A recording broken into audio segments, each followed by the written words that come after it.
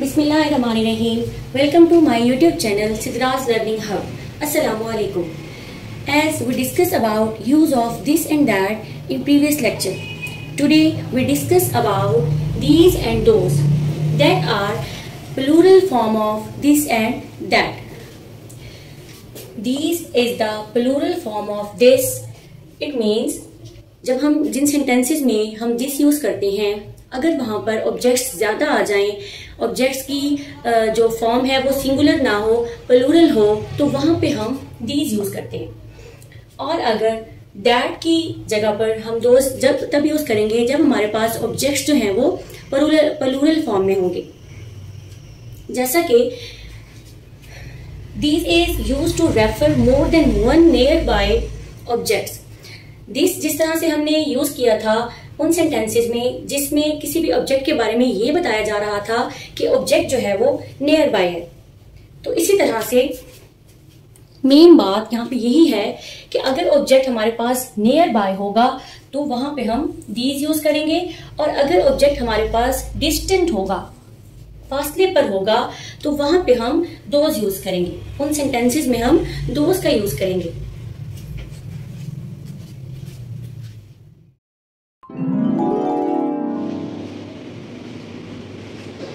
ये कुछ डायग्राम्स हैं जिनसे आपको ये क्लियर हो जाएगा कि दिस क्या है, दैट क्या है, दीज क्या है और दोज क्या है।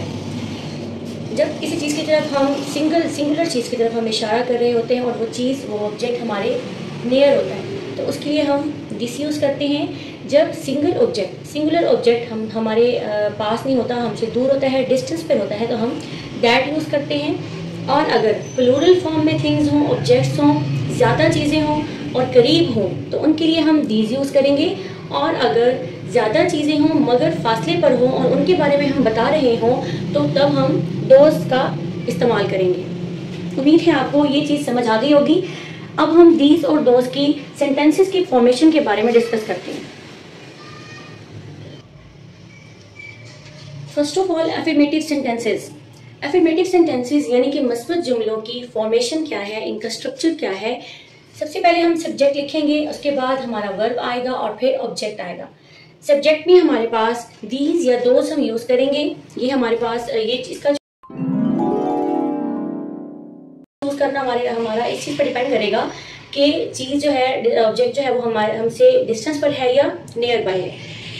और ये हम दीज और दोज हम तब सिलेक्ट करेंगे। इसके बाद उसी की बेस पर आर या वर यूज होगा और फिर टेबल्स यूज होगा। ऑब्जेक्ट जो भी होगा वो हम सेंटेंस में यूज करेंगे। फॉर एग्जाम्पल,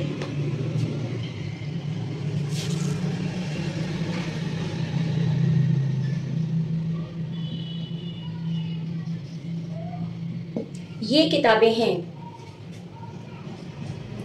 सब्जेक्ट आ जाएगा दीज, क्योंकि हमारे पास ये इस बात को जाहिर कर रहा है कि ऑब्जेक्ट्स हमारे पास नियर बाय। दीज आर, यहाँ पे है तो यहाँ पे आर आएगा। बुक्स,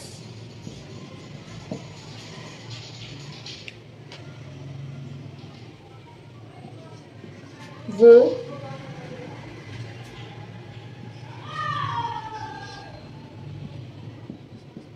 पतंगे हैं। वो का मतलब है कि हम यहाँ पर दोज यूज करेंगे। Are kites,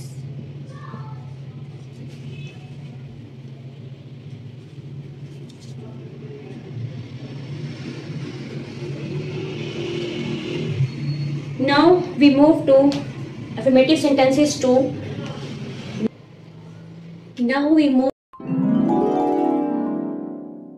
from affirmative sentences to negative sentences, and we discuss about formation of negative sentences when using these and those in our sentences. सबसे पहले इसका स्ट्रक्चर क्या है।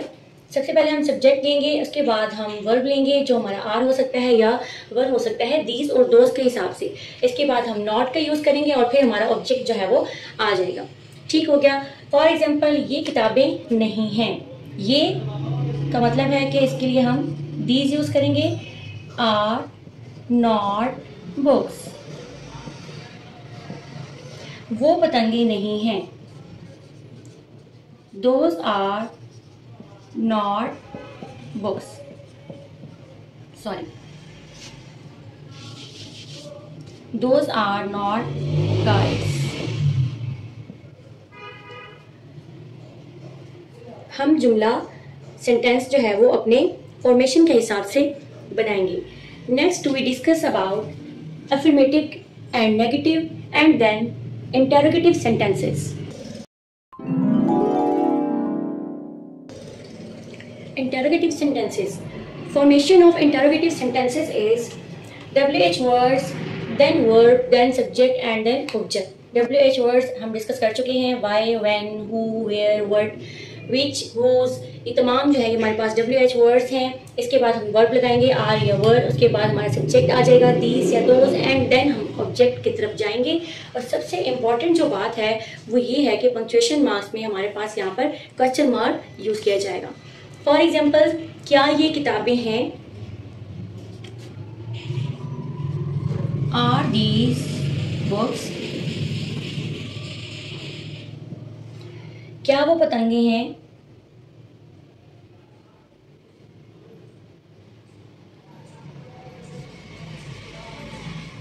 Are those kites? वो क्यों शरारती थे? Why were those naughty?